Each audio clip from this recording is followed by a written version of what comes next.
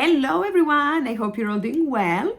I want to share with you a story today that's going to bring some perspective, offer new perspective on how you can feel better and more confident and more comfortable when talking about yourself, when talking about your achievements, right? Without feeling like you're bragging about yourself. Because what I hear a lot from my clients is this idea of like, I feel bad about talking about myself, or it feels wrong that all the attention is on me, or how can I become better, right, in communicating my values, in communicating what I bring to the table, right, without feeling like I'm being selfish, or without feeling guilty, or without feeling essentially bad about it, right? So I want to offer you a story from back in a day when I used to work in recruitment in Munich.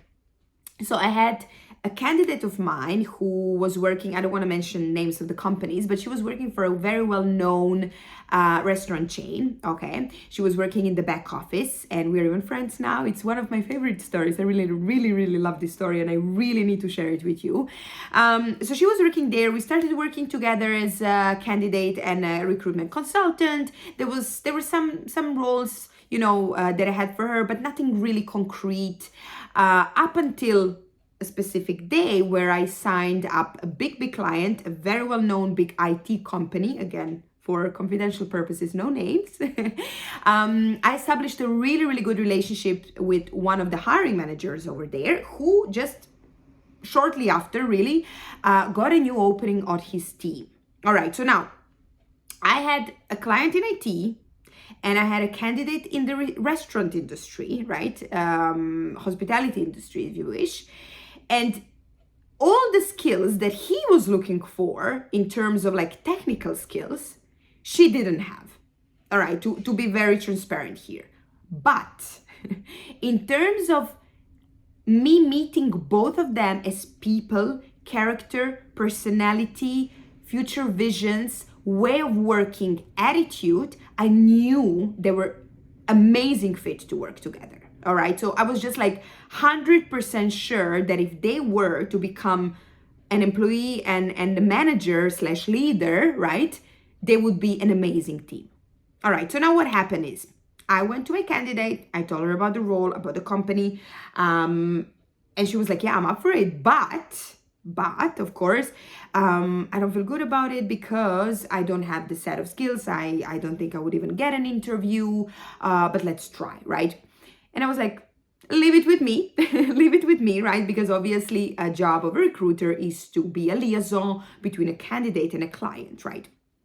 So I went to him, and now this is what I want you to consider. Either if you're interviewing, either if you are pitching yourself to a new client, whenever it is that you are in a situation that you're talking about yourself from a perspective that you're offering your services, your time, right, your energy to someone, right? So what I did is I focused on what she did have instead of what she did not have, all right, for that specific role. Right. So, and even for those skills and requirements, right, that she didn't have, I mean, she just didn't have, we couldn't invent them. I was offering an immediate solution as to what she can do to substitute those, or what she can do to learn those, or what she can do to become the complete candidate with, of course, a bit of time and investment in her, because they knew that, again, their character, personality, attitude, just them, they would click together, right? And I really offered him to consider just meeting her. Just meet her for a coffee. It doesn't even have to be an interview. Just meet her up. Long story short, she got a job and she's still in the same company. All right. So another thing for you to consider, what I also offer to my clients, right, is when we start working on improving communication skills, improving self-selling skills, really, is to write down the list of your achievements, all of your achievements that come up for you. Maybe they seem small to you, but maybe that smallest achievement is going to be the biggest difference that's going to be made, okay? But now, what is important for you when you are writing those achievements is to be very specific. Okay, so achievement of I was the best salesperson in the company is not specific.